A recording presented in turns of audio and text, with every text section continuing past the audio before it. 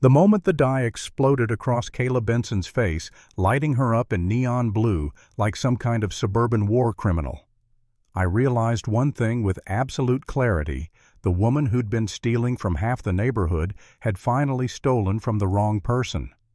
And by the time that blue stain showed up under the harsh lights of the HOA meeting in front of 60 stunned residents, there was no miracle smile or polished blazer that could save her anymore. I didn't move into Maple Ridge Estates expecting a war.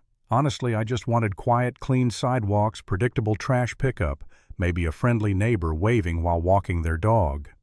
What I didn't expect was that the HOA president, this perfectly pressed, endlessly cheerful woman named Kayla Benson, would stroll up onto my porch in broad daylight, scoop up my delivery, look straight into my doorbell camera, and smile.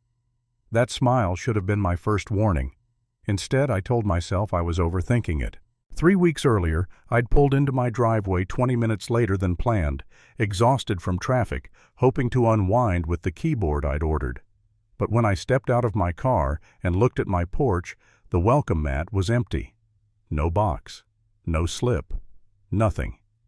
Maple Ridge wasn't the kind of place where packages vanished.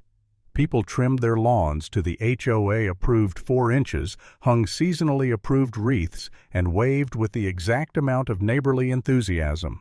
Theft didn't fit the aesthetic. Inside, I pulled up my doorbell footage.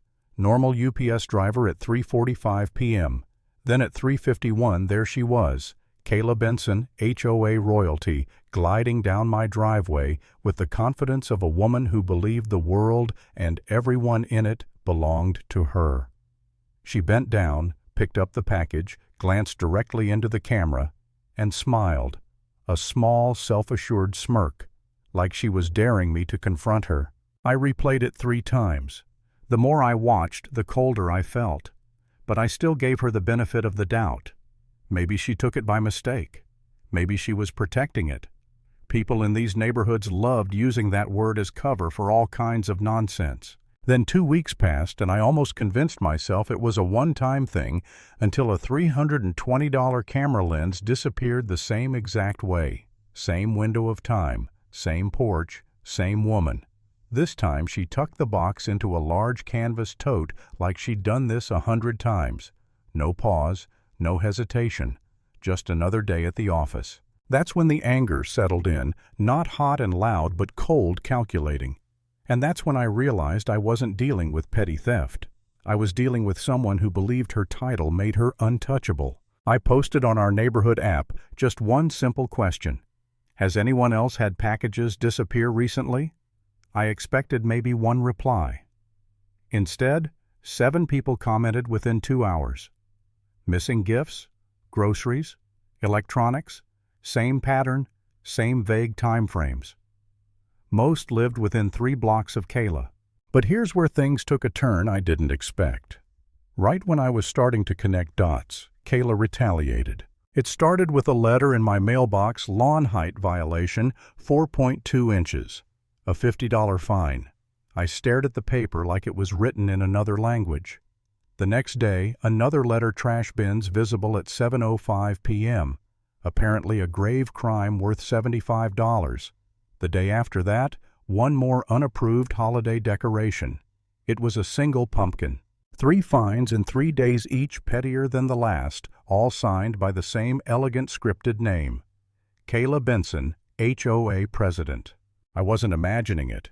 This was a warning, a message. She knew I'd seen her. She wanted me silent. The part that hit hardest wasn't even the money. It was the social frost that crept in overnight. Neighbors who'd once waved now avoided eye contact. Riley, the old man next door who used to say good morning every day, just nodded stiffly like acknowledging me was suddenly risky. And Kayla herself. She posted a vague little announcement on the community page. A new resident has been struggling to maintain required standards. Please remember to uphold our community values. She didn't have to name me. Everyone knew. And I'd be lying if I said that didn't break something in me. One night, sitting at my kitchen table with 3 violation letters fanned out like losing cards, I asked myself if it was worth it. Maybe I should just drop it, pay the fines, keep my head down. That's what everyone else seemed to have done. Maybe that was the smart move. But then I remembered the way she'd looked straight at my camera and smiled, like I was nothing, like the rules didn't apply to her, like she could walk all over me because everyone else had let her. That was the moment I stopped feeling afraid and started feeling determined. I contacted an attorney, Patricia Moore, who specialized in HOA disputes. She told me two things that changed everything. One, my videos were more than enough to qualify as theft. Two, if there were more victims, and if I could show intention, I'd have a criminal case. So I met with 3 neighbors at a coffee shop 2 miles outside the community-neutral territory. I showed them the footage. They shared their own stories, and with each detail, Kayla's pattern became clearer and uglier. That night back home, I started digging through online marketplaces. It didn't take long to find a seller account called Or Resale Pro. 200 listings, electronics, home goods, camera equipment, including the same brand of keyboard I ordered, same camera lens, same decorative set Jordan's wife never received. Everything posted within days of the thefts. That's when I realized Kayla wasn't stealing out of boredom or malice. She was running a quiet little side operation, and I was going to shut it down. I engineered a trap, literally engineered it.